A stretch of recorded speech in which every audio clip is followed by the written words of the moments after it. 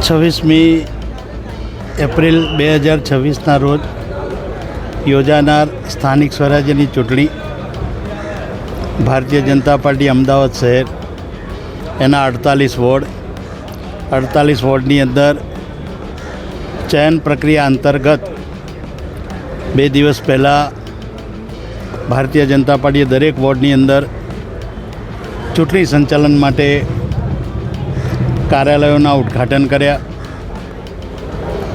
5મી અને 6ઠ્ઠી વિકાસના કામોના જનસંપર્કના માધ્યમથી પ્રજા વચ્ચે જઈ કરેલા કામના આધારે જન સમર્થન માટે લોકસંપર્ક કર્યો. ગઈકાલે રાત્રે પાર્લામેન્ટરી બોર્ડ દ્વારા જે કાર્યકર્તાઓએ પોતાના સમય દરમિયાન પાર્ટી માટે કામ કર્યું છે એના ભાગરૂપે પોતે પોતાના આ સમયની અંદર 26ના રોજ યોજાનાર ચૂંટણીમાં પોતાની ઉમેદવારી માટે પાર્ટીને વિનંતી કરી. પાર્ટીએ જિલ્લા, વિધાનસભા અને મહાનગર તેમજ પ્રદેશ સાથે સંકલન કરીને પાર્લામેન્ટરી બોર્ડ સામે કાર્યકર્તાઓના નામ મૂક્યા.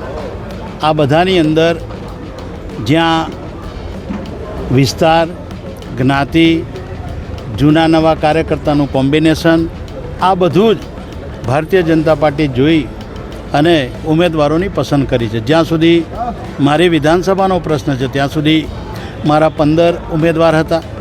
આ 15માંથી 8 ઉમેદવાર એવા હતા કે રિઝર્વેશન અને પાર્ટીના ક્રાઇટેરિયાના અંતર્ગત લડાવા પાત્ર હતા નહીં.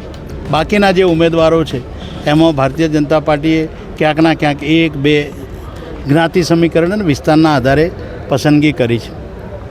45 વર્ષનો જે ક્રાઇટેરિયા આવ્યો એના કારણે જે મહામંત્રીઓ જે વર્ષોથી કામ કરતા હતા જેમને પણ ક્યાંકના ક્યાંક પ્રમુખની તક ના મળી હોય તો આવા બધા જ કાર્યકર્તાઓને પણ પાર્ટીએ આ ચૂંટણીની અંદર ક્યાંકના ક્યાંક તક આપવા માટેનો પ્રયત્ન કર્યો છે.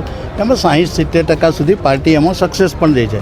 અને આજે ભારતીય જનતા પાર્ટીના બધા જ કાર્યકર્તાઓ એક સાથે જૂના નવા બધા જ જે પાર્ટીના ઉમેદવારી કરવા માટે અહીંયા પોતાનું નામાંકન કરવા જઈ રહ્યા છે ત્યાં સામૂહિક રીતે બધાની શુભેચ્છા અને એમના સાથ સમર્થનથી અહીંયા સુધી આ વિસ્તારમાં એમાં રાણીપ, સાબરમતી અને ચાંદખેડા આ ત્રણેય વિસ્તારના બધા જ કાર્યકર્તાઓ સામૂહિક રીતે, જેમાં જૂના કોર્પોરેટર હતા, જૂના સંગઠનના પદાધિકારી હતા, આ બધા જ લોકો અહીંયા પોતાના કાર્યાલયથી ચૂંટણી આચારસંહિતાના નિયમનો ભંગ ના થાય એ રીતે અહીંયા પોતાનું નામાંકન રજૂ કરવા માટે પધારી રહ્યા છે. ધન્યવાદ.